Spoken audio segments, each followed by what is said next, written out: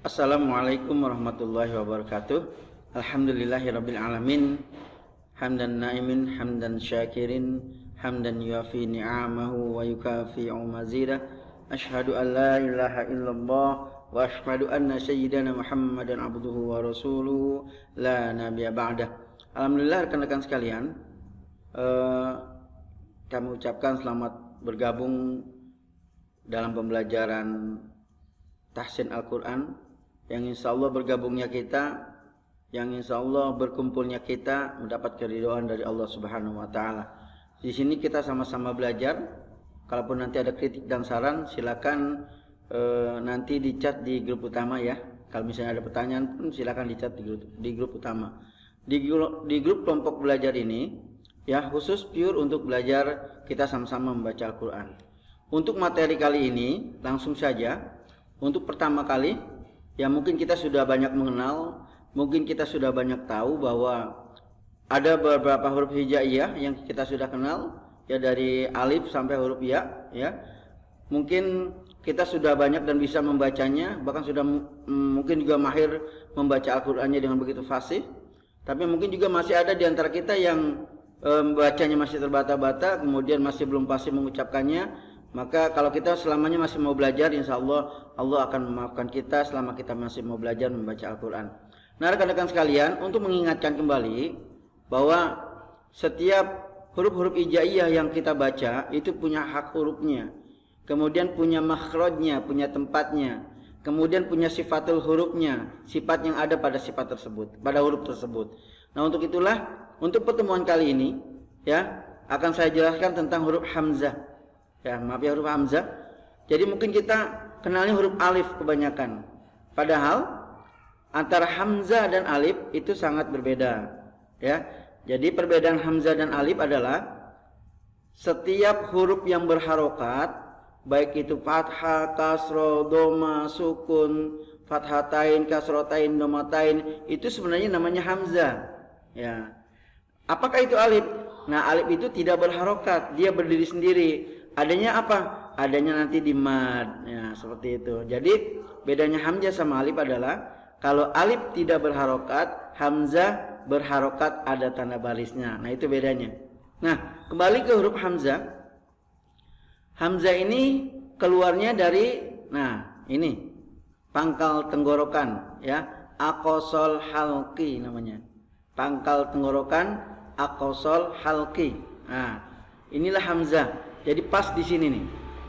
Nah, kemarin saya bilang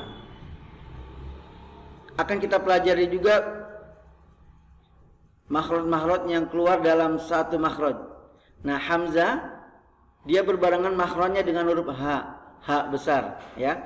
Jadi hamzah satu makhraj dengan huruf h besar, ya. Tapi kali ini akan kita bahas kembali tentang huruf hamzahnya. Ya, jadi setiap pertemuan kita satu huruf insyaallah. Nah, huruf hamzah ini ya adalah keluarnya dari pangkal tenggorokan atau aqsal halqi. Nah, kemudian dia mempunyai sifat ya. Nah, di sini ada sifatnya ya.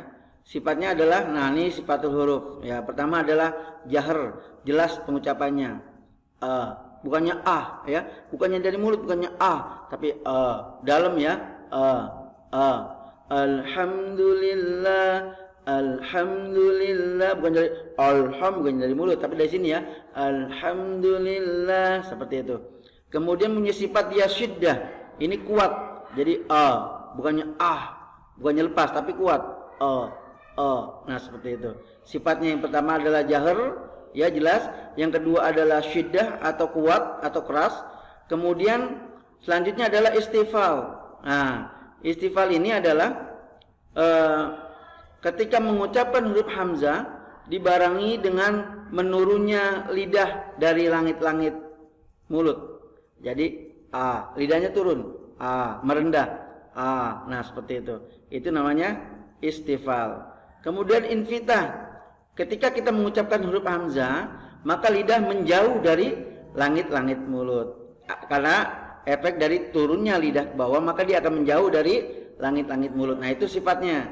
Jadi hamzah mempunyai 4 sifat. Yang pertama adalah jahr, kemudian dia kuat pengucapannya, kemudian dia menurun karena ketika kita mengucapkan lidahnya menurun ke bawah, menjauhi langit-langit mulut.